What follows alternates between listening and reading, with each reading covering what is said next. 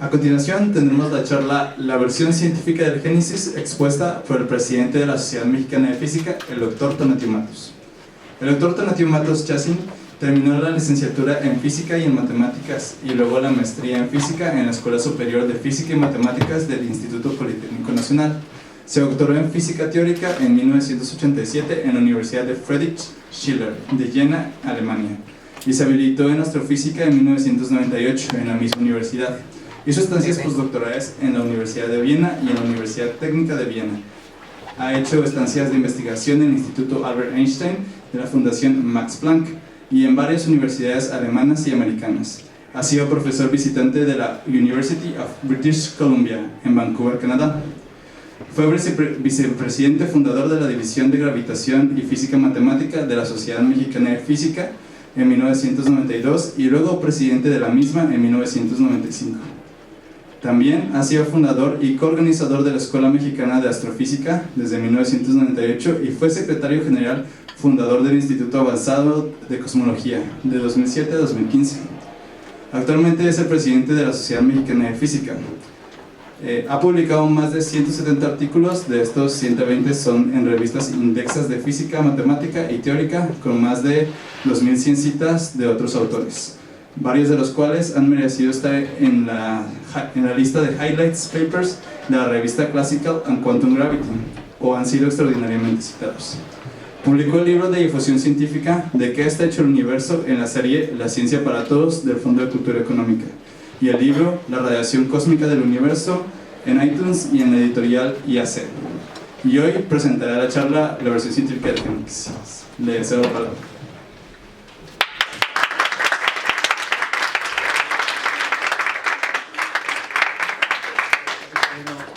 Muchas gracias por la invitación, me da muchísimo gusto estar aquí y yo quiero platicarles sobre una idea, todo un desarrollo que se ha estado llevando a cabo en los últimos años sobre la forma en que nosotros pensamos que se fundó el universo. Entonces, para eso tenemos que tener una base, y para nosotros la base es explicación completamente artificial de estas preguntas. Lo que ahora estamos haciendo es utilizando el método científico para dar una respuesta a estas preguntas. Entonces es justamente lo que voy a hacer. Entonces, para empezar, muy rápidamente les voy a recordar, porque todo esto ya lo saben, cómo ha evolucionado nuestro concepto de universo. Entonces, lo primero que les quiero platicar es, bueno, el concepto más viejo, y es el europeo, que es el del que nos estamos basando, es el concepto de Ptolomeo. Tomen en cuenta que este es el concepto europeo, porque Ptolomeo era, en este caso, era de griego, trabajaba en la Biblioteca de Alejandría, en Egipto, que era el centro científico más importante de aquella época. Sí, seguramente los mayas tenían también un concepto tal vez parecido, y seguramente los chinos tienen otro, y los hindúes tienen otro, y cosas por el estilo. O sea, cada uno debe tener uno, pero no tenemos referencias a ellos, porque en 1560 y algo así, ya no recuerdo, pero en 1500 y pico, Fray Pedro de Landa quemó todos los códices mayas donde venían precisamente estas ideas. Bueno, entonces Ptolomeo lo que decía era que el universo era, nosotros éramos el centro del universo, la Tierra, ¿sí? Al lado daba vueltas la Luna alrededor de nosotros, después Mercurio, que daba vueltas en dos círculos, y después Venus, y así por el estilo, hasta llegar al Sol, y después todos los demás planetas, y al último la bóveda celeste. Pero nosotros el centro del universo, y eso es lo que pensamos. Ahora, si ustedes van y se quedan viendo el universo, la bóveda celeste durante varios años, y van midiendo poco a poco cómo se ve el universo, se van a dar cuenta que si Ptolomeo les platica eso, se van a dar cuenta que Ptolomeo tiene razón, y así se ve. Y normalmente lo que necesitaba él era la existencia de dos círculos, un círculo grande y un círculo pequeño, para que explicar lo que él estaba observando. Muy bien, eso duró más o menos unos 1400 años, porque eso fue más o menos al principio de la era cristiana. Entonces después llegó la idea de Copérnico, en donde Copérnico propuso que esos dos círculos se podían explicar si ahora el Sol estaba en el centro del universo y la Tierra y los planetas giraban en órbitas circulares que en esa época se propusieron, ¿no? En ese caso, ustedes ven aquí los dos círculos que se están propagando, así, que era lo que explicaba lo que estaba viendo Ptolomeo. ¿Sí? Fue una explicación que quedó en los libros, él la puso en un libro, en ese libro que él escribió, y quedó ahí durante varios años, hasta que poco después, esta es la idea de Copérnico, o sea, donde los planetas están girando alrededor del Sol y el Sol está en el centro de nuestro sistema. Hasta que pocos años después, Galileo Galilei, con un telescopio que él inventó, que fue el inventor del telescopio, se considera el inventor del telescopio, observó que Júpiter tenía unas bolitas que le daban vuelta. Entonces, ¿qué es la contradicción? Bueno, en esa época, durante la época cristiana, todo el mundo pensaba que después de la Luna el universo era perfecto y todo giraba alrededor de nosotros, de la Tierra. El universo quiere decir que todo giraba alrededor de nosotros, y cuando él encuentra que alrededor de Júpiter hay unas bolitas dando vueltas, pues entonces se dio cuenta que no todo gira alrededor de nosotros. Y entonces aceptó que muy probablemente Copérnico tenía razón. Entonces el primero que realmente estudió los movimientos de los planetas alrededor del Sol fue Johannes Kepler, en Alemania. Además hay que decir, Johannes Kepler vivió en la época de Martin Lutero, que era una época muy revolucionaria en Alemania. Entonces en esa época pensar en nuevas ideas pues no era tan descabellado. Él propuso que la misma idea que tenía Copérnico y que Galileo desarrollaba, y llegó a la conclusión de que, esta conclusión que estoy poniendo aquí es después de toda su vida, él trabajó toda su vida en esto, y al final se convenció que inclusive que las órbitas no eran circulares, sino que eran elípticas, para poder ajustarlas bien a las observaciones, ¿no? La otra cosa que concluyó él es que el periodo cuadrado era proporcional a la media de la distancia al cubo del Sol al planeta, y la otra conclusión fue que el planeta recorre áreas iguales en tiempos iguales. Son las tres leyes de Kepler, y lo maravilloso es que con esas tres leyes después llegó un matemático genial que se llamaba Isaac Newton, y él resumió esas tres maravillosas leyes en una formulita simplísima que es m por a igual a f, ¿sí? Diciendo que la f es una fuerza, que es lo que está atrayendo a los cuerpos. Fíjense qué formulita tan simple, qué formulita tan bella. Y resultó ser que con esa formulita él podía explicar el movimiento de los planetas alrededor del Sol, podía explicar el movimiento del Sol alrededor de la galaxia, podía explicar el movimiento, la caída de las manzanas de los árboles, podía explicar el movimiento de los ferrocarriles a lo largo del mundo. O sea, parece que la formulita explicaba todo el universo. Y se pensó que esa fórmula era la fórmula universal, que explicaba el universo completo. Una maravilla, ¿no? Muy bien, pero esto implicaba un nuevo concepto de universo. ¿Por qué? Porque bien, hagan de cuenta que ustedes tienen una estrella. Esta es una estrella, ¿sí? Y al lado de la estrella aparece otra estrella. Pero esa fuerza de gravedad, esta que está aquí, siempre es atractiva. Entonces, para que no se caiga esta estrella sobre esta estrella, pues tiene que haber una estrella que lo compense. Entonces, estas dos estrellas compensan la fuerza, y entonces esta estrella está en equilibrio. Pero entonces estas dos estrellas ya no están en equilibrio. Entonces tiene que haber otras dos estrellas alrededor para equilibrarlas. Pero ahora tiene que haber otras dos de este lado para equilibrarlas, y muy probablemente arriba y abajo empiezan a haber estrellas, y entonces para tener equilibrio total de todas las estrellas necesita haber un número infinito de estrellas puesto en un espacio infinito. Entonces el nuevo concepto de universo es: no somos el centro del universo, sino somos una estrella, estamos girando alrededor de una estrella que a la vez es parte de un número infinito de estrellas que está en un espacio infinito, y estamos en equilibrio con todas ellas, ¿sí? Ya cambió completamente nuestro concepto de universo, ¿se dan cuenta? Pero completamente. Entonces las fuerzas están actuando aquí y están todas en equilibrio.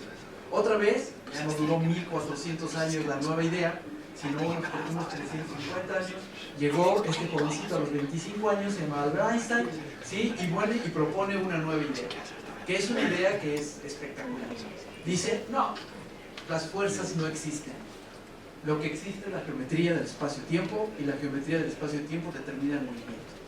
Eso fue excepcional, o sea, es una cosa genial. Ahora, fíjense cuándo lo propuso. Lo propuso en 1915. 1915, plena Primera Guerra Mundial, ¿sí? ¿Quiénes eran los enemigos? Los alemanes. Y él era alemán. Ahora imagínense a los ingleses hablando sobre la física de los alemanes. Los ingleses ganaron la guerra, 1917. Y los ingleses tenían a su dios, que era Isaac Newton. Y llega un chamaco que les dice que Isaac Newton está mal. ¿Se imaginan lo que eso causó? ¿Sí? Y después demuestra que está mal, que los alemanes, que son los que perdieron la guerra, están bien. Eso fue una revolución, no solamente física, sino también psicológica para los pobres ingleses. Bueno, entonces Einstein propone que no existen las fuerzas, sino que todas las interacciones gravitacionales están determinadas por la geometría del espacio-tiempo. La pregunta que sigue abierta es si estas fuerzas que ahora estamos pensando que existen, como son la eléctrica, la fuerza débil, la fuerza fuerte, son productos de la geometría o son fuerzas como lo que propone el modelo estándar. Esa pregunta sigue abierta. Pero bueno, voy a platicar ahora cuáles son las consecuencias de que este señor o este muchacho haya propuesto esto. La primera consecuencia es la existencia de unos objetos rarísimos que se llaman hoyos negros, ¿sí? Entonces, cuando uno resuelve las ecuaciones de Einstein, encuentra una solución muy simple, una de las más simples que pueden encontrar, que es esta que está aquí. Pero si se dan cuenta, si yo hago R igual a 2m, esto se hace 0, aquí esto se hace 0 y esto se hace infinito, ¿sí? Entonces hay una singularidad. Esa singularidad causó revuelo, es una solución exacta, y entonces mucha gente dudó de las ecuaciones de Einstein. ¿Cómo puede ser que R igual a 2m sea algo infinito?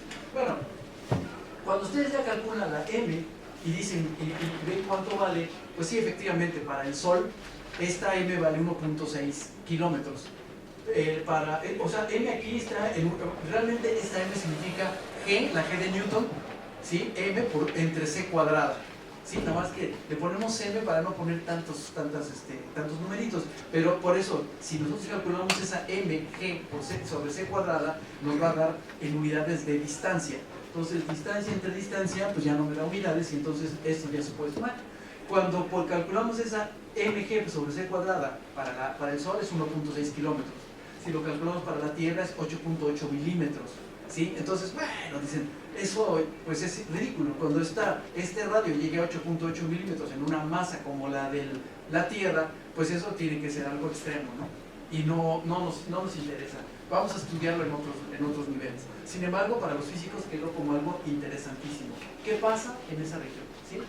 Ahora, después, eso fue 1916, ¿sí? Hasta 1960, ¿ya ven cuántos años pasaron? ¿Sí? Se demostró que efectivamente lo que estaba pasando con esta métrica es que el físico que lo hizo, Karl Schwarzschild, que era más bien un astrónomo, que por cierto encontró una solución moribundo en su cama porque había ido a la Primera Guerra Mundial, y en la Primera Guerra Mundial lo hirieron casi de muerte, pero él era austriaco, llegó todavía a Viena, y ahí en el hospital, pues, como no tenía nada que hacer, se puso a resolver las ecuaciones de Einstein, ¿sí? Las resolvió y llegó a este resultado, ¿sí? Karl Schwarzschild, que por cierto en alemán Schwarzschild quiere decir algo así como cartel negro, ¿no? Y él descubrió que era negro, muy bien. Bueno, entonces esto después descubrieron que era simplemente porque Karl Schwarzschild, para hacer las cosas simples, había escogido unas coordenadas que tenían una singularidad. Entonces realmente la coordenada, el punto R igual a 2m no era una singularidad del espacio-tiempo, sino nada más de las coordenadas que había escogido. Bueno, independientemente de eso, lo que sí descubrieron, y esto ya fue en los años 60, es que lo que sucedía era que en esta región la curvatura del espacio-tiempo, este es el cono de luz. El cono de luz no es otra cosa más que la región a la máxima velocidad que se puede mover cualquier cuerpo. Cualquier cuerpo puede moverse a la velocidad de la luz, pero no más, ¿sí? O sea, no puede haber una recta por acá. porque entonces el cuerpo se está moviendo más rápido que la velocidad de la luz. Esta es la máxima velocidad y todo lo que está dentro del cono. Pero como está curvado el espacio, cuando el cono se acerca a la región R igual a 2m, se inclina tanto que entonces todos los rayos de luz van siempre en esta región, o sea, van metidos dentro del cono. Y se dan cuenta, entonces ninguno puede salir de la región esta R igual a 2m. Entonces encontraron el concepto este de horizonte de eventos. Nada puede salir de esta región. Pero sí encontraron también que en el centro, en R igual a 0, había una real singularidad del espacio-tiempo.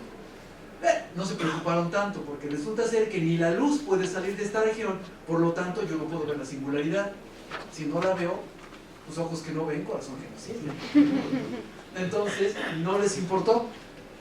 Y concluyeron, bueno, en este caso fue Roger Penrose, un científico de primera, que llegó a la conclusión de que todas las singularidades que aparecieran en las soluciones de las ecuaciones de Einstein tenían que estar ocultas por un horizonte de eventos. ¿Qué quiere decir eso? Si no sale la luz, pues tampoco sale nada, entre ellas, entre otras cosas, tampoco sale la interacción eléctrica, ni la interacción electromagnética, ni nada.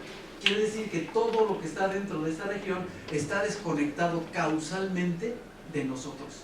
O sea, no lo podemos ni ver ni sentir. Por lo tanto, no pasa nada. O sea, dentro de esta región simplemente está causalmente desconectado. Todo puede entrar, pero nada puede salir. Bueno, entonces esa conclusión hace, otra vez ya lo voy a decir, hace 2 semanas apareció un artículo que unos matemáticos demostraron que en el colapso, o sea, ahora lo hicieron matemáticamente, utilizando las ecuaciones de Einstein, en el colapso, cuando se toma en cuenta todas las condiciones del colapso, no hay manera de que se produzca siempre un horizonte. Entonces va a haber casos en los que no se produce el horizonte y por lo tanto la singularidad va a quedar desnuda. Por lo tanto, lo que dijo Penrose muy probablemente ya se va a quedar descartado. No siempre hay una región desconectada causalmente. Entonces, según las ecuaciones de Einstein, sí puede haber singularidades desnudas. Muy bien. Ok. Entonces, ¿cómo sabemos que estos objetos existen? Bueno, la primera manera de averiguarlo fue, nos fijamos en el centro de nuestra galaxia. Esto que están viendo son las trayectorias de las estrellas monitoreadas durante más o menos unos 30 años, desde 1992, ¿sí? Hasta más o menos, estos son resultados, son de hace poquito, ¿sí? No tiene tanto, que se hicieron en 2017, por ahí sí. Pero todos estos puntitos son las estrellas que están dando vueltas alrededor del centro de nuestra galaxia. Por cierto, las primeras mediciones de esto las hizo, entre otros, un astrónomo mexicano, se llama Luis Felipe Rodríguez, y él publicó en Nature, dando los primeros resultados, que estas trayectorias indican que aquí en el mero centro, donde no se ve nada, donde no hay luz, donde no se ve una masa, donde no se ve nada. Simplemente para que esto sea cierto, debe haber una masa que es del orden de 4.6 millones de masas solares. Algo tan pequeño, pues tiene que ser un hoyo negro. Entonces es una conclusión indirecta de la existencia de los hoyos negros. Ahora, bueno, ya esto se realizó durante todos estos años y el monitoreo ha ayudado.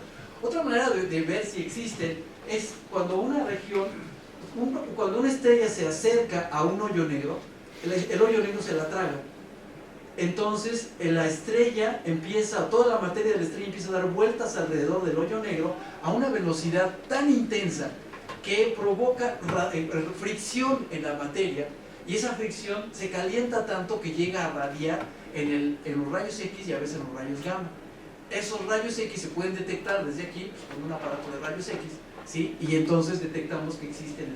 Por ejemplo, uno de los primeros que descubrió es Cygnus X1 en la región de Cygnus, ¿sí? Se llamaron X1, y ya se ha monitoreado durante muchos años y se ha llegado a la conclusión de que muy probablemente hay un hoyo negro pequeño, mediano, como de 30 masas solares. Y otra manera de que se llegara a la conclusión de la existencia de los hoyos negros es muy actual, y esa es espectacular. Esto que están viendo aquí es una simulación numérica de 2 hoyos negros dando vueltas uno alrededor del otro. Y lo que está saliendo alrededor es tan intenso el movimiento que el espacio-tiempo se altera y empieza a lanzar vibraciones del espacio-tiempo que nosotros conocemos como ondas gravitacionales.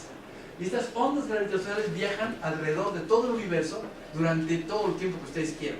Por cierto, esta simulación también estuvo involucrado un mexicano, Miguel Alcubierre, en donde estas simulaciones se hicieron allá por el empate en Estados Unidos. Muy bien, entonces, la manera de detectar estos famosos hoyos negros, o esos famosos ondas gravitacionales, es la siguiente. Lo que se hace es, se toma un interferómetro que tiene 4 kilómetros de largo, ¿sí? Si la distancia es exactamente igual de los dos interferómetros, entonces la onda de luz que se lanza con un rayo láser se cancela entre sí, y entonces no hay ningún patrón acá, simplemente se ve todo blanco. Si son exactamente iguales, ahora de 4 kilómetros, que es muy grande, ¿no? Pero si la distancia entre los dos rayos de luz, en este caso de los dos rayos láser, es un poquitito diferente, se forma un patrón de interferencia que se puede identificar. Ahora, lo que viene es cómo calculamos el que tenemos que ver, porque esos patrones de interferencia pueden ser muy diversos. Entonces, se tuvieron que hacer cientos de simulaciones numéricas con computadoras, se calculan los patrones y después se comparan con los patrones que se van a detectar aquí. Entonces, lo que se hace es que uno espera que lleguen las ondas gravitacionales. Entonces, si tiene aquí un láser, choca con este espejo, regresa, este láser choca con este espejo, regresa, los dos patrones se juntan aquí, pero cuando pasa la onda gravitacional, altera la distancia entre los dos patrones, entre los dos láseres, y se forma un patrón aquí. Se calcula con relatividad numérica, y después se compara con lo que se observa en este, ¿sí? Y ven, si es igual, pues quiere decir que es una onda gravitacional. Si no es igual, pues quiere decir que no lo es. Fíjense, aquí se está formando, llegan los dos rayos láser aquí, y aquí es donde se forma el patrón de interferencia. Entonces, lo que ahora ven es, lo que se hizo fue poner al principio un interferómetro aquí en el estado de Washington, otro en el estado de Luisiana, y luego ahora ya hay uno en Virgo que está en Italia, y ahora ya hay otro en Alemania, y hay otro en Japón, y ya están poniendo otro en Australia, y los chinos están haciendo el más grande del mundo. O sea, esto de los láseres y de los interferómetros y la detección de ondas gravitacionales es súper actual. ¿Por qué? Porque hemos visto el universo todo el tiempo solo con ondas electromagnéticas, con luz, con radio, con microondas, con rayos X, con rayos gamma. Ya lo tenemos todo identificado. Pero el universo no está hecho de luz, no está hecho de ondas electromagnéticas, está hecho de gravedad. Y por lo tanto, la manera natural de ver el universo es a través de ondas gravitacionales. Lo que acaba de iniciar es la nueva era de la, se puede decir así, gravitoastronomía. O sea, observar el universo con ondas gravitacionales. Si ustedes se lo pueden imaginar, es como cuando estábamos viendo el universo, cuando poníamos un telescopio y luego poníamos aquí un interferómetro y veíamos ahí un patrón chiquito, ¿sí? Ahora ya tenemos computadoras que lo miden y que los desarrollan. Hagan de cuenta que ahorita lo que vimos fue el primer espectro así más sencillo, ¿sí? Pero en 30 años vamos a estar viendo ya patrones y a lo mejor estamos identificando hasta estrellas y cosas por el estilo, ¿no? Vamos a ver, eso está por desarrollar. Entonces, este es el interferómetro de 4 kilómetros que está en Washington. Este es el interferómetro de 4 kilómetros que está en el estado de Luisiana. Y lo que hacemos es, cada vez que llega una onda gravitacional, se toma condiciones iniciales para los hoyos negros, se desarrolla todo el proceso, se obtiene un patrón, y con ese patrón se puede decir de qué tamaño es el hoyo negro, o los hoyos negros que chocaron, de qué tamaño es el hoyo negro final. La conclusión es que los hoyos negros más o menos generan entre 3 masas solares convertidas súper eficientemente, completamente la masa en energía. Y esa energía, o sea, imagínense, una bomba atómica es 1 kilo de material y tiene 5, 6, hasta 30 megatones de poder, ¿sí? Destruye una ciudad, ¿sí? Ahora imagínense convertir 2 o 3 masas solares completamente en energía. Esa es la energía que nos está llegando, ¿sí? Parte de esa energía es la que nos está llegando, por eso nos llega con tanta intensidad. Muy bien, y estos son los patrones, ¿sí? Esto que está aquí, están viendo, la relatividad numérica es el color rojo, ¿sí? Y el patrón que estamos recibiendo es la partecita gris. Fíjense la semejanza de lo que se calcula con lo que se ve. Este es en el estado de Washington, este es en el estado de Luisiana. Los dos llegaron al mismo tiempo, los dos tienen la misma forma, los dos coinciden con todo. Eso no puede ser más que una onda gravitacional, porque están tan distantes los dos interferómetros que no puede haber algo local que lo esté provocando. Tiene que ser algo que viene del cosmos. Y la semejanza con lo que calculas es tan enorme con lo que mides, pues que tiene que ser una onda gravitacional. Entonces, por eso se puede afirmar, ok, por primera vez en la historia hemos visto una onda gravitacional. Inclusive se puede identificar el sonido, se puede transformar el sonido y se puede escuchar. Pero no es muy importante. Bueno, hasta ahí estábamos muy emocionados, habíamos visto las ondas gravitacionales, casi salimos corriendo al baño cuando vimos que, oh, la onda gravitacional, era impresionante, ¿no? Cuando ahora, hace unas semanas, aparece la sombra de un hoyo negro, ¿sí? Esto es lo que se vio en Interstellar, en la película, ¿sí? Y este es el telescopio mexicano con el que se vio, o sea, uno de los telescopios, de los 7 u 8 telescopios con los que se vio la sombra del hoyo negro. Este está aquí en Puebla, ¿sí? Pertenece al INOE y se llama el GTM, ¿sí? Está en el centro de los interferómetros que van a medir, de los telescopios que están midiendo el hoyo negro, y lo que observaron fue esto, ¿no? Esta es una recepción de ondas en microondas, o sea, que vienen de esta región que está en el centro de una galaxia que está a unos cuantos años luz de distancia, pero que tiene una gran cantidad de masas solares. Es gigantesco ese hoyo negro, por eso es que lo enfocaron por allá, porque es un hoyo negro gigantesco. Y esto es lo que se midió con computadoras, ¿sí? Esta imagen, por cierto, la hizo un estudiante del CINESTAB y se publicó en Nature, ¿sí? La hizo, él es un estudiante de Jalapa, él se llama Héctor, ¿cómo se llama? ¿Cómo se pide Héctor, ¿cómo se pide? De maestría. Bueno, él hizo la maestría en el CINESTAB y se fue a hacer el doctorado a Alemania, y ahí hizo estas imágenes en el grupo de además ayer, Héctor Olivares Él se fue a hacer el doctorado allá y hizo estas imágenes que están aquí. Si ustedes las comparan con las que se están viendo, pues son muy parecidas, ¿no es cierto? ¿Sí? Entonces, otra vez, esta imagen es una prueba de que pues, vamos por buen camino. Ahora, ¿qué está demostrando el EHT? Eso es por Event Horizon Telescope, que es un grupo de telescopios repartidos por todo el mundo que forman, al final de cuentas, un telescopio del tamaño del planeta Tierra. Unos están en Chile, en Atacama, y hay dos, está ALMA y otro que está por ahí. Y luego está el de champiñones que está en Nuevo México, está el GTM que está en México, luego está dos que están en Hawái, uno que está en Alemania y otro que está en Australia. Todos estos telescopios juntos observan al mismo tiempo el centro de la galaxia, forman un telescopio tan grande como el planeta Tierra y después capturan los datos para formar esta imagen, ¿sí? Y lo que están demostrando es que la teoría de Einstein es correcta, inclusive en la zona de la gravedad fuerte, porque esto aquí es gravedad fuerte, es el hoyo negro, ¿sí? Y hasta ahorita solamente se había demostrado la relatividad general en la zona de gravedad débil, ondas gravitacionales, movimiento de mercurio, cosas por el estilo.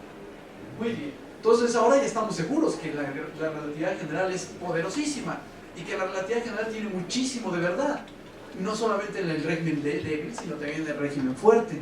Bueno, entonces ahora lo que les voy a platicar es, según esta teoría general de la relatividad, qué es lo que nos dice sobre el origen del universo. ¿Qué es lo importante?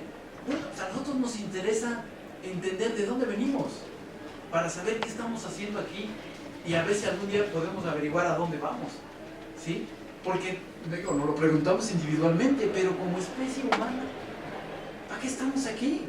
¿A dónde vamos como especie humana? ¿A dónde vamos? ¿Qué queremos hacer como especie humana? ¿Destruir el planeta como lo estamos haciendo? ¿Acabar con la Tierra? ¿Acabar con los animales? No creo que sea nuestro objetivo, ¿no? Entonces hay que averiguarlo y es una manera de hacerlo, sabiendo, teniendo las bases fundamentales. Bueno, según la teoría general de relatividad, muy probablemente, porque lo primero que encontró Einstein, que además contradijo a Einstein mismo, fue que su teoría no le permitía un universo estático. Einstein, cuando formuló la teoría general de relatividad, lo primero que quiso es demostrar que su teoría decía lo mismo que había dicho Newton, que el universo era infinitamente grande, con un número infinito de estrellas estáticas, y que no se movían y estaban en equilibrio, ¿sí? Entonces, cuando trató de demostrar que eso era verdad, se topó con pared, no pudo, hasta que llegó un matemático ruso llamado Alexander Friedman, que le dijo: oye, ¿sabes qué? Estás mal. Tu teoría siempre predice un universo dinámico. Siempre. No le creyó, era ruso, tercer mundo. ¿Quién les hace caso a los del tercer mundo? Nadie. Entonces vino un belga, que además era sacerdote católico, y le dijo: oye, ¿sabes qué? Friedman, está correcto. Tu teoría no predice un universo estático. Es un universo dinámico. Para Friedman, que era sacerdote católico, eso era muy conveniente. ¿Por qué? Pues porque según la Biblia, pues hay un origen de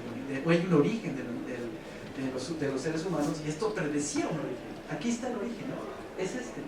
Entonces Einstein se opuso tajantemente a que eso era verdad, hasta que Edwin Hubble, en Estados Unidos, muy cerca de Los Ángeles, con su telescopio más grande del mundo en esa época, que era de 2 metros y pico, 2.1 metros, demostró, observando las galaxias, que las galaxias se alejaban de nosotros cada vez más entre más alejadas estaban. Conocemos como la ley de Hubble. Pero si eso es cierto, entonces el universo está en expansión, no es estático. Y por lo tanto, tanto Friedman como Lemaitre tenían razón. Y Einstein bajó de fuera al telescopio, estuvo con él, lo vio, se convenció. Cuando bajó, le preguntaron: ¿y qué opina ahora de los nuevos descubrimientos? Dijo: bueno, creo que él había propuesto la constante cosmológica para que el universo fuera estático. Y entonces hizo una frase que es muy famosa, que dice: pues yo creo que la constante cosmológica es la peor metida de pata que he tenido. ¿Sí? Así lo puso, ¿no? Peor metida de pata. Bueno, entonces, ¿qué es lo que nos predice la relatividad general? Que hubo un momento de la creación, o sea, un punto en el que el universo y toda la materia está en una región tan pequeña y tan caliente y tan densa que le conocemos como Big Bang. Ahora, que eso sea un punto no sabemos. Lo que sí sabemos es que es una región muy grande, muy pequeña, muy densa y muy caliente. Y de ahí hubo un momento de inflación, o sea, un momento en que el universo creció enormemente, y a partir de ahí empezó a desarrollarse, y más o menos por aquí empezó aquí a expandirse, pero a partir de aquí empezó a expandirse aceleradamente, o sea, cada vez más rápido, ¿sí? Lo cual es verdaderamente ridículo. Imagínense, todas las galaxias del universo, cada galaxia, que conocemos miles de millones de galaxias, cada galaxia debe tener alrededor de 60.000 millones de soles. Si además tomamos en cuenta la materia oscura, pues debe tener 100.000 millones de masas solares en materia oscura. Junten todo eso, imagínense la fuerza de gravedad que eso causa. Bueno, y a pesar de esa fuerza de gravedad, el universo cada vez va más rápido. ¿Cómo puede ser? O sea, la fuerza de gravedad jala para adentro, y hay algo que jala para afuera más rápido y es más intensa que la fuerza de gravedad. A eso le llamamos energía oscura. ¿Saben qué es? No, si me hubieran dicho, ya estaría yo sorprendido, ya estoy sorprendido. Nadie sabe qué es eso y nadie la entiende. Entonces, esta zona de aquí para acá es un misterio que tenemos que resolver. ¿Qué está formando las galaxias? Al principio pensamos, bueno, pues deben de ser pues la materia, los átomos que están colapsando y formando galaxias, ¿no? Uno va, hace los cálculos usando la teoría de Einstein, usando la teoría de Newton, si ustedes quieren, y no resulta. No se puede. Tiene que haber algo más. ¿Qué debe haber más? Bueno, eso le llaman materia oscura. ¿Qué es? Tampoco sabemos. Entonces, hay dos misterios enormes. La materia que está colapsando y formando galaxias, y la materia que está acelerando el universo. A esta le llamamos materia oscura y a esta le llamamos energía oscura. Cada vez que oigan la palabra oscuro, ese es algo así como de ignorancia, ¿no? Es que no entiendo ni qué es. O sea, no sabemos. No, por eso lo llamamos oscuro. Bueno, lo que sí sabemos es que este momento que formó esta inflación tan gigantesca, le llamamos Big Bang. Es una explosión gigante que lanzó toda la materia del universo hacia el exterior. ¿Cómo sabemos que eso existe? ¿De dónde sacamos que existió esa cosa? Bueno, si creemos en el modelo estándar, que también ha sido comprobado en los aceleradores de partículas una y otra vez, entonces, en ese momento, con esa temperatura, todas las partículas estaban interactuando entre sí. Conforme se va expandiendo el universo, se enfría. Un volumen que crece, eso es termodinámica simple, un volumen que crece hace que la temperatura disminuya. Entonces el universo se empieza a enfriar.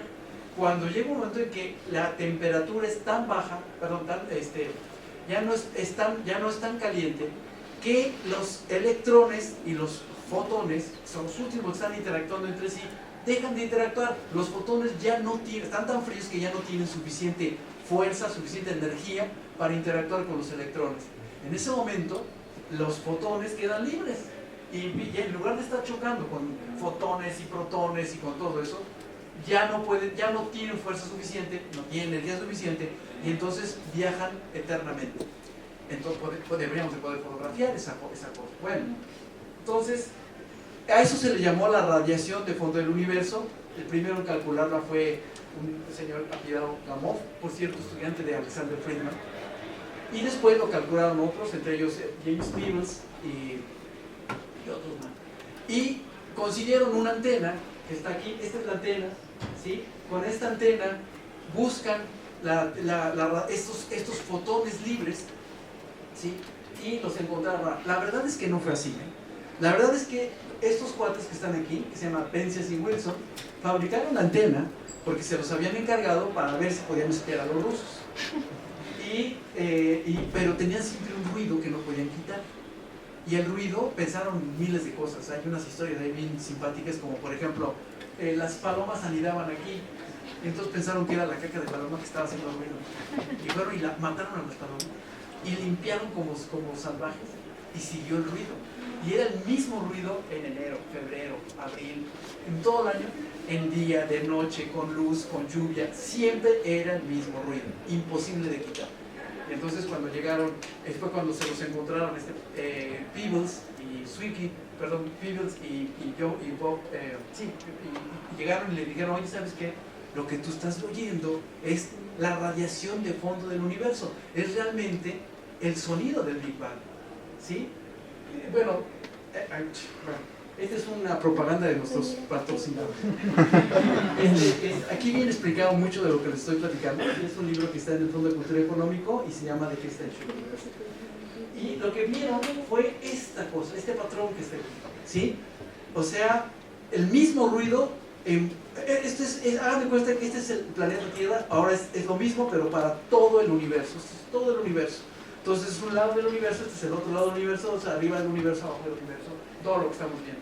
Y lo que veían era esto: una radiación homogénea, isotrópica, la misma de un lado que de otro. Pero eso causa un pequeño problema, fíjense.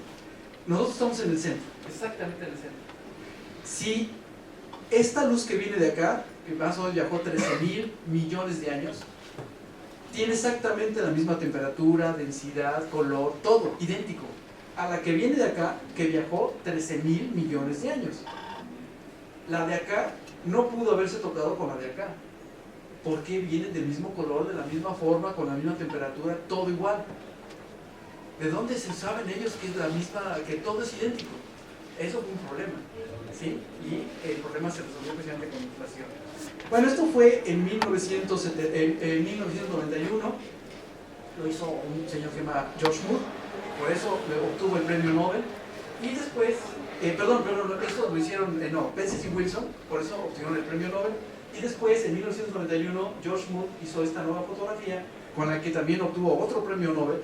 Y ya ahora sí se ve que efectivamente sí hay una pequeña diferencia de temperatura en las regiones.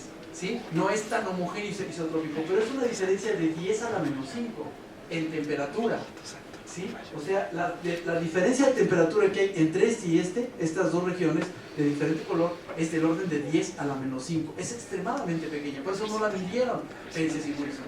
Se necesitaba un aparato mucho más intenso para poderlo hacer.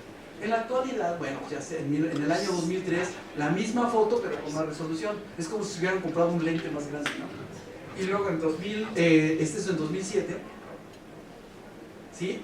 2009, es ya con muchísima más resolución. Este satélite sigue dando vueltas alrededor de la Tierra y muy pronto nos va a dar resultados, ¿no? El satélite Planck. Y esperamos que también la resolución de la CIA sea espectacular, ¿no? Ya estamos esperando sus resultados.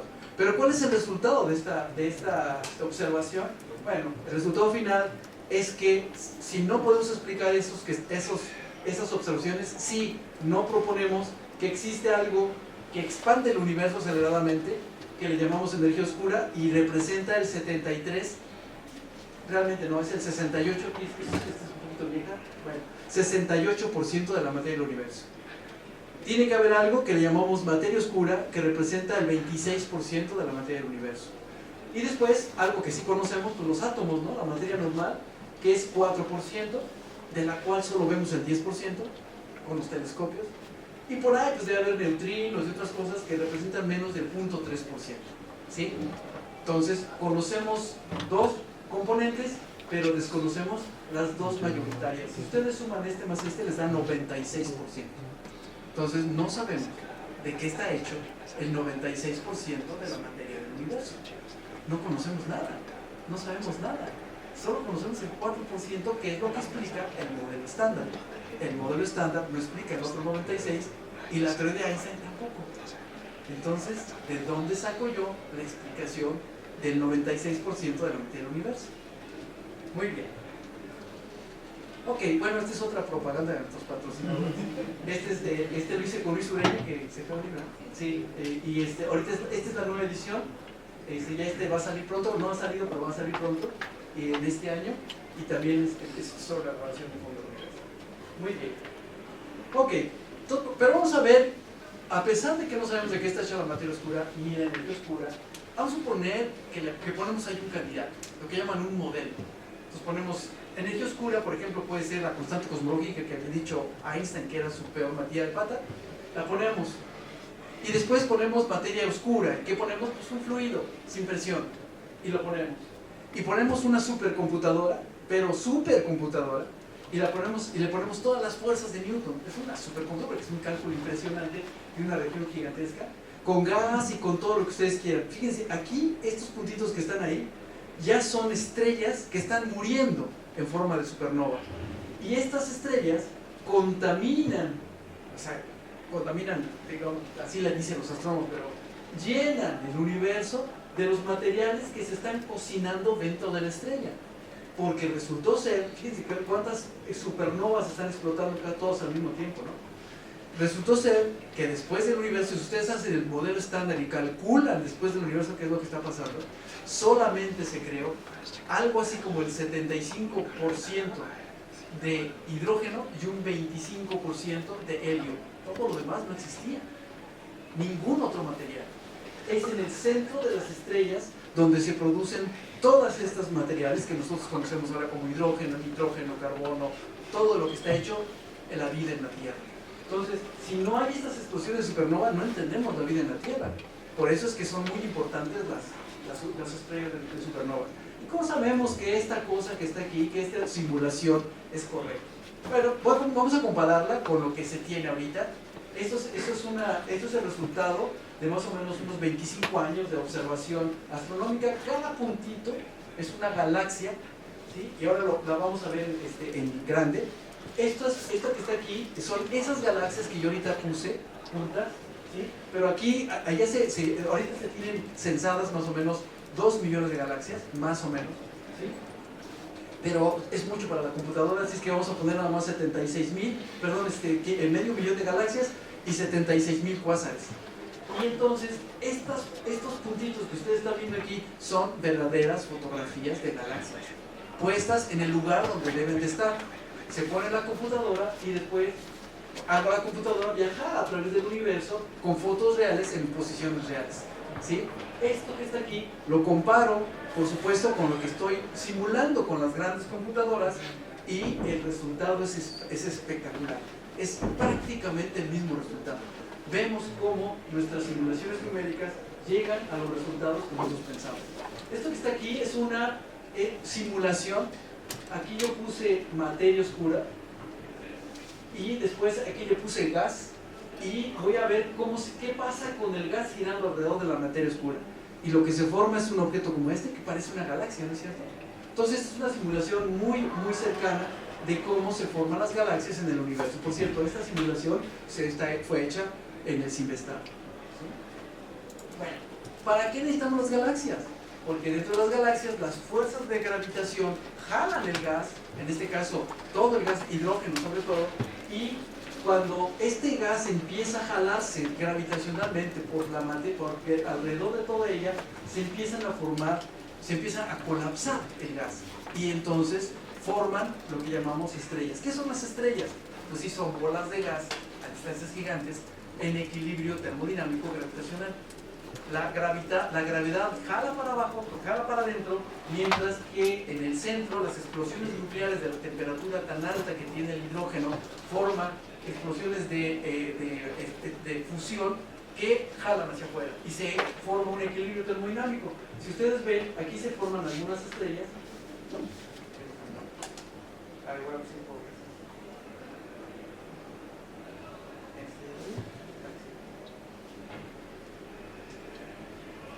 Entonces aquí se van a ver cómo se forman en el colapso algunas bolitas blancas, a ver si salen ya. Y esas bolitas blancas son las estrellas en donde ya están en equilibrio termodinámico. No se ven, ¿verdad? Aquí va una, aquí va otra. ¿Sí? Y luego aquí se forman un montón, pero eso no se ve muy bien. Acá las veo, pero aquí ya no las veo. Pero ahí están formándose las estrellas en esa región. Aquí otra estrella, aquí otra estrella. Y esta simulación que está aquí, la comparo yo con las realistas y también me dan muy aproximada. ¿Qué pasa con las estrellas? Cuando se les acaba el combustible, cuando se les acaba el hidrógeno, explotan. Y entonces forman explosiones de supernova. En el centro de la estrella se colapsó el hidrógeno, carbono, el hidrógeno y formó carbonos, oxígenos, nitrógenos, todos los materiales que conocemos, y en la explosión lanza todo ese material hacia el exterior, ¿sí? Contaminando el exterior con todos los demás materiales, que al final lo vemos así, todo lo morado y los de colores que no son blanquitos son metales que se formaron dentro de las estrellas y ahora forman todo el contenido de las galaxias. Estos puntitos son ya galaxias y estos que están aquí es el gas, la contaminación de la galaxia, lo que se llama metalicidad. Pero ese gas ahora, ya contaminado con todos los materiales, se vuelve a colapsar. La fuerza de gravedad vuelve a ser de las suyas, se vuelve a colapsar, vuelve a formar estrellas, pero ahora esas estrellas que se forman tienen todos los materiales de los que está hecha la vida en la Tierra. Entonces, para que nosotros estemos aquí, tuvo que haber primero una generación de estrellas que murieron. Algo así como que para que yo esté aquí, primero murió una estrella. Es impresionante, ¿no? Y sí somos hechos, pues, de polvo de estrellas, ¿no? Como se dice. Fíjense, esta es una simulación, más bien esta es una recreación, ni siquiera es una simulación. Esta es la estrella que se está formando y alrededor bolitas que son también colapsadas por la gravedad forman los planetas que limpian todo de alrededor de, pues, por eso es que tenemos, si ustedes van a la luna, la van a ver llena de bolitas que son meteoritos y piedras que se estrellaron contra la luna, que por cierto no se estrellan contra la Tierra porque está la luna, ¿no? Entonces nos está defendiendo de todas estas piedras que están alrededor de nosotros. Muy bien. Entonces, ya para concluir, déjenme platicar ya la conclusión. Muy sencilla. Para que nosotros estemos aquí, tuvo que haber habido primero una generación de estrellas que murieron, para que todos los materiales con los que estamos hechos nosotros se formaran. Eso nos da un lugar muy importante en el universo, a pesar de que, si ustedes lo consideran, pues somos unos seres que viven en un planeta que además ni siquiera es el más importante del sistema solar, del sistema planetario, del sistema estelar donde vivimos, de una estrella que pertenece a una galaxia que tiene 60.000 millones de estrellas. Una galaxia en donde hay miles de millones de galaxias. Y de repente aparece un planeta con condiciones suficientes que después de 13.000 millones de años formaron elementos que pudieron formar un ser que puede preguntarse: ¿y de dónde vengo? ¿Y qué hago aquí? ¿Y para qué estoy aquí? ¿Sí? Entonces, esto yo creo que nos está dando una respuesta. Y la respuesta, que si ustedes quieren no es total, es parcial, es: pues estoy aquí para averiguar qué estoy haciendo aquí. Soy el cerebro del universo. Soy los ojos del universo. Yo soy la conciencia del universo. Y tengo un papel muy importante en el universo. Conocer el universo para entender el universo. Es el universo, somos el universo conociéndose a sí mismo. Entonces yo creo que esa es una respuesta parcial, no es total. Y lo que yo quiero que ustedes, pues, en el futuro, pues, me den la respuesta total. Y yo creo que están para eso. Ya, gracias.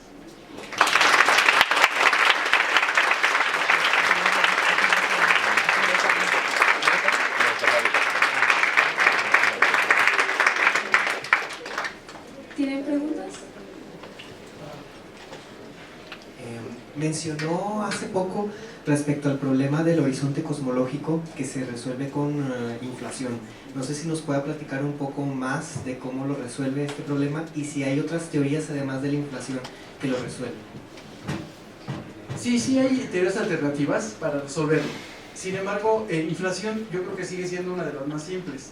O sea, inflación es una idea muy interesante que se desarrolló en los años 80, 79, 80, que consiste en eso. O sea, como yo les platicaba, la región de aquel lado, o sea, vienen fotones de aquel lado y los veo exactamente a la misma temperatura y todo igual que los que vienen de aquel lado, que están a distancias que no tienen que haber estado en contacto causal. Bueno, eso es la primera.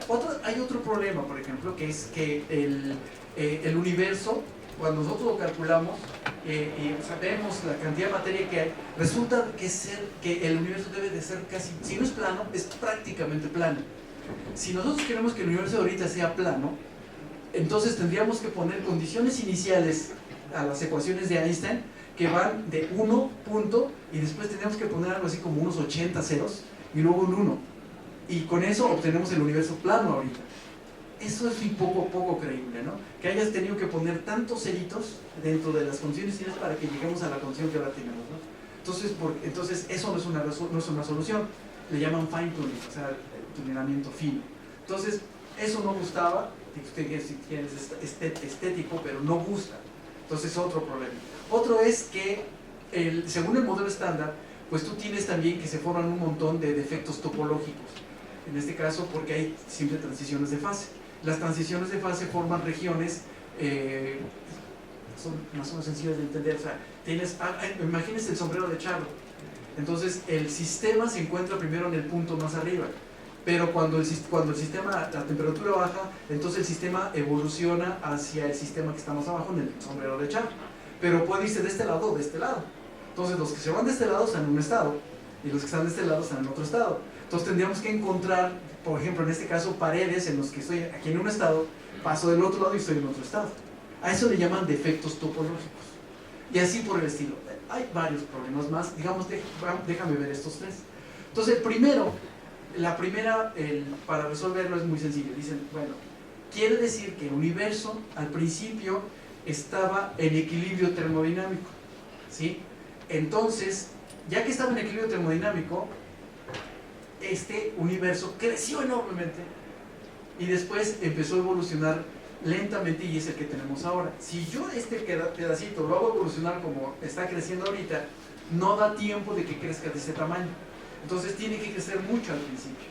Entonces, ok, ¿cómo se logra? Con un campo escalar. El campo escalar te da bueno, con un campo escalar o con la constante cosmológica, pero la constante cosmológica tiene problema, entonces un campo escalar es la mejor solución.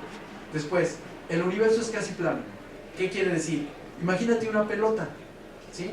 Si tú ves la pelota chiquita, pues la ves redonda. Pero ahora imagínate que esa pelota creció miles de veces como la Tierra.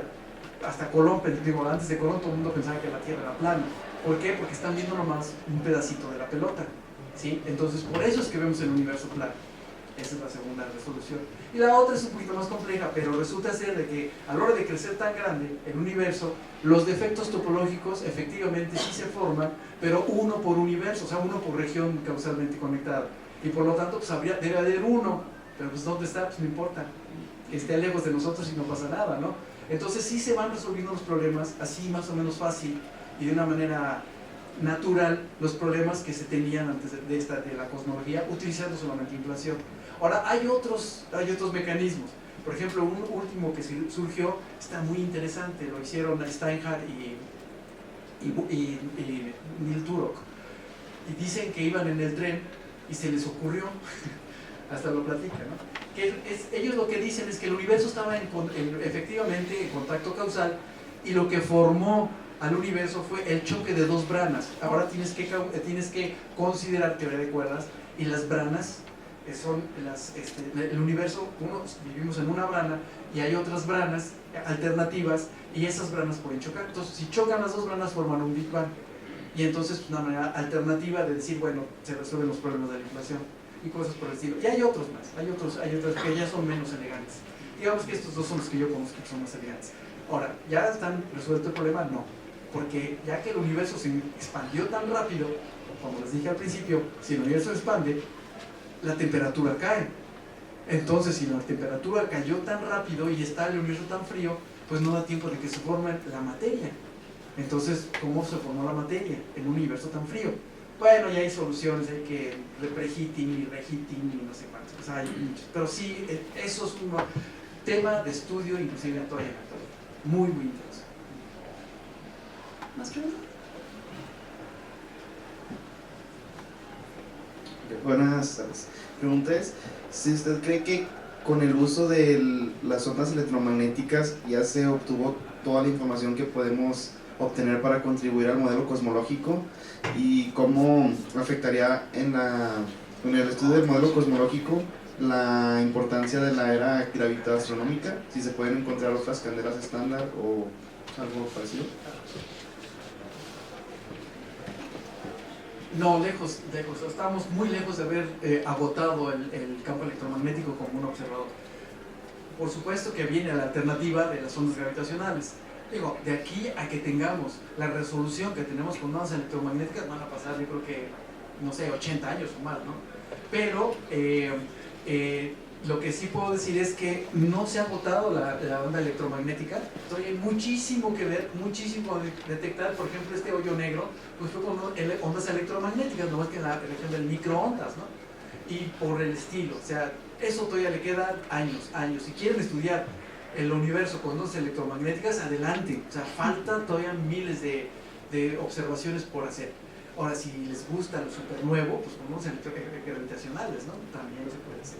No, eso todavía mucho. Ahora, ¿cómo las candelas estándares? Ahorita estas de las supernovas tipo 1A, pues son muy buenas candelas estándares, pero ya le están poniendo en duda y hay controversias y sí y no. Y después hay los hoyos negros podrían ser candelas estándares si supiéramos la masa. O sea, todo eso está en controversia y está en discusión y yo creo que va a seguir en discusión mucho tiempo y pues a mí se me hace muy emocionante. Yo creo que si quieren trabajar en eso, pues es grandioso, ¿no? Todo está muy padre. Gracias.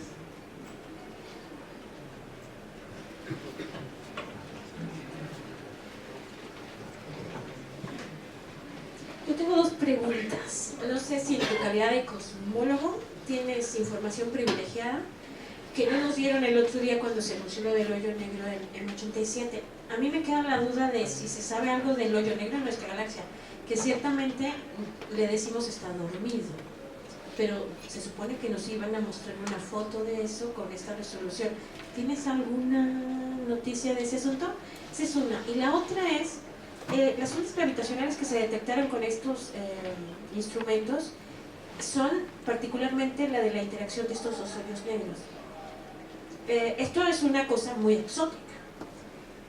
Ondas gravitacionales de cosas menos exóticas, ¿tenemos posibilidad de detectarlas? Bueno, la primera, sí, efectivamente, bueno, el GTR es mexicano. Yo tengo un poco de interacción con David Hughes, que es el director. Él me dijo, yo le pregunté, oye, ¿qué van a ver primero? Inclusive hace unos 3-4 meses le pregunté, ¿qué van a ver primero? ¿Ya van a ver el hoyo negro del centro? Me dijo, no, es que la resolución para poderlo ver es que es un hoyo negro mucho más pequeñito. Y nos dimos cuenta que la resolución no iba a dar para tanto. Vamos a tener que trabajar más en él, mucho más. Entonces, este que es tan gigante, a pesar de que está más lejos, nos daba mucha mejor resolución. Entonces, para la noticia espectacular, era mejor este. Pero están estudiando de nuestra galaxia, ese no hay ninguna duda. Y seguramente va a salir dentro de poco la resolución, o sea, ya la fotografía del hoyo negro de nuestra galaxia. Y van a salir muchos más, están estudiando muchos hoyos negros al mismo tiempo, ¿no? Hay uno que está también en la galaxia de Andrómeda, que no está en el centro, sino que está a un lado y también es bastante interesante, ¿no? ¿Y el otro era de qué? Sobre las ondas gravitacionales y cosas. Ya. Ahora, las ondas gravitacionales ahorita no se han medido de uno, se han medido de cinco hoyos negros, bueno, de 4 hoyos negros chocando, ¿sí? Como les decía, para poder saber tamaño, o en velocidad, todo eso, se hacen simulaciones numéricas y ya con eso se puede decir de qué tamaño eran los hoyos negros, cuánto se transformó en materia, en energía, cuál fue el hoyo negro final, todo eso se puede saber con bastante precisión. Lo espectacular, más que el hoyo negro, lo espectacular fue cuando chocaron dos pulsares. Esos dos pulsares chocaron y se pudieron ver tanto en ondas gravitacionales como en luz y se pudieron comparar los dos. Por cierto, eso causó que muchísimas teorías alternativas fueron a la basura, porque muchas promovían que la velocidad de las ondas gravitacionales y la de la luz era diferente. Pero al recibir las dos ondas al mismo tiempo, con una diferencia de 1.7 segundos, eso implicaba que la velocidad de la luz y la velocidad de las ondas gravitacionales es la misma. Y las pudimos ver en los dos. Y ese evento ha sido, yo creo que el más espectacular. Fue anunciado y de repente 1000 y pico de astrónomos en todo el mundo se enfocaron a verlo. Y el paper, donde ponen todo el resultado, es con 1000 y tantos autores, pues porque todos querían ver. Eso. Ahora, ¿qué vamos a ver? ¿Qué viene? Imagínense, ¿qué viene? Pues ahora viene LISA. LISA es un conjunto de 3 satélites. Se espera que en el año de 2032 esté listo, ¿sí? Son 3 satélites separados 5 millones de kilómetros uno de otro, que van a estar dando vueltas en la órbita de la Tierra alrededor del Sol, y va a ir atrásito de nosotros en la misma órbita, ¿sí? O sea, van a estar a 5 millones de kilómetros cada uno de ellos, ¿sí? Y estos van a ser capaces de detectar las ondas gravitacionales primordiales, o sea, las del Big Bang. ¿Cómo podemos ver el Big Bang? Con luz no se puede. ¿Por qué? Porque la luz de esa época estaba chocando y no tenía una trayectoria continua. Salió un fotón, se encontraba un protón, excitaba el protón y el protón causaba que saliera un fotón, y este fotón volvía a chocar, y esos fotones nunca viajaban largas distancias. Entonces no vamos a poder ver más allá de la recombinación. Pero las ondas gravitacionales, las que emanaron del Big Bang, esas sí las podemos ver. Y las van a poder medir con LISA. Y ese es el objetivo. Y después seguramente va a haber detectores para todas las ondas, o sea, para todos los tamaños, ¿no? O sea, ahorita estos detectores que están ahorita en la Tierra, pues son para ver cosas del orden de entre 10 o 15 solar masas, o sea, masas solares, hasta más o menos 100. No se pueden ver más arriba de 100 ni más chiquitos que 100. Entonces, ¿por qué estamos viendo de 30? Pues porque ahí es donde está la resolución del telescopio, ¿sí? Entonces hay que hacer telescopios para todas las resoluciones, ¿no?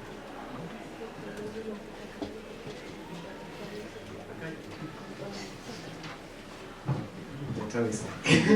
Así como la detección de la kilonova ayudó a descartar, así como nos comentó, un montón de modelos cosmológicos, pues, ¿cuál sería, o sea, qué es lo que está esperando la cosmología para poder construir un poco más el modelo, pues, cosmológico verdadero, digamos, ya la naturaleza?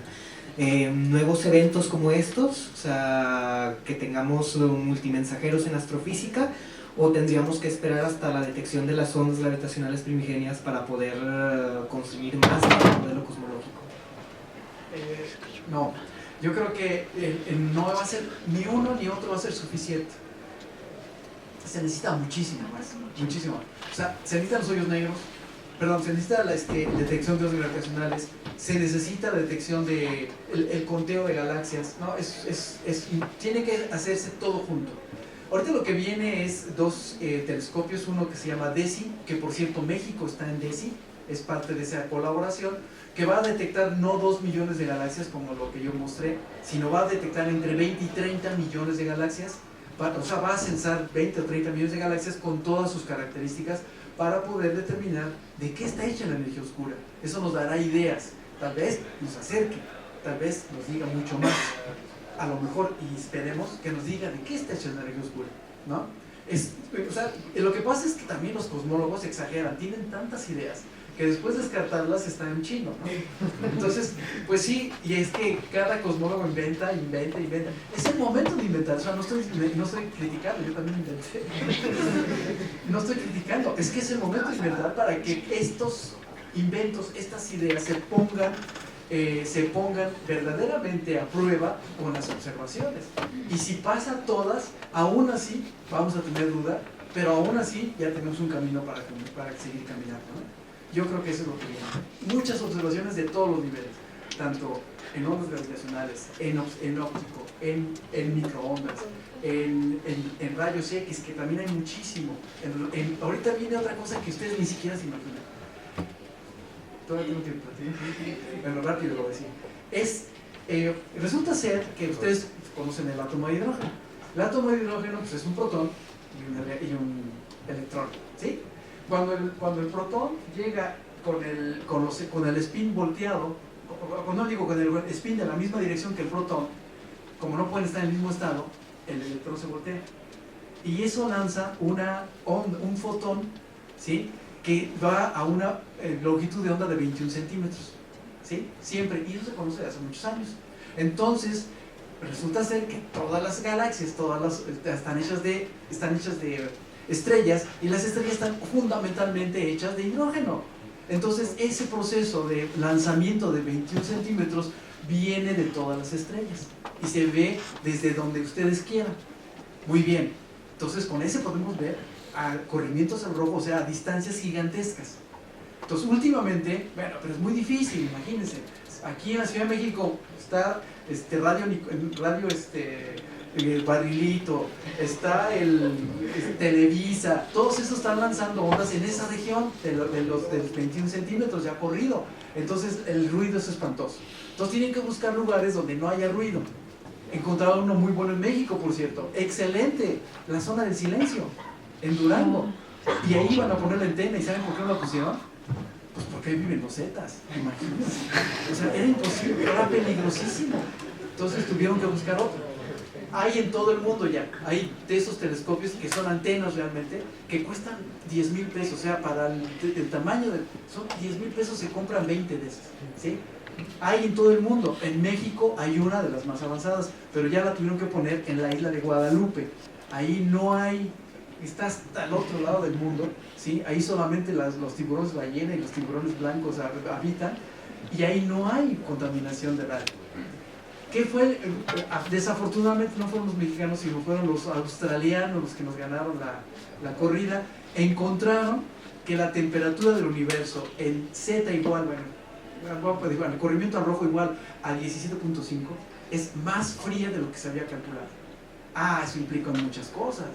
¿Qué había en esa época? ¿Por qué está tan frío?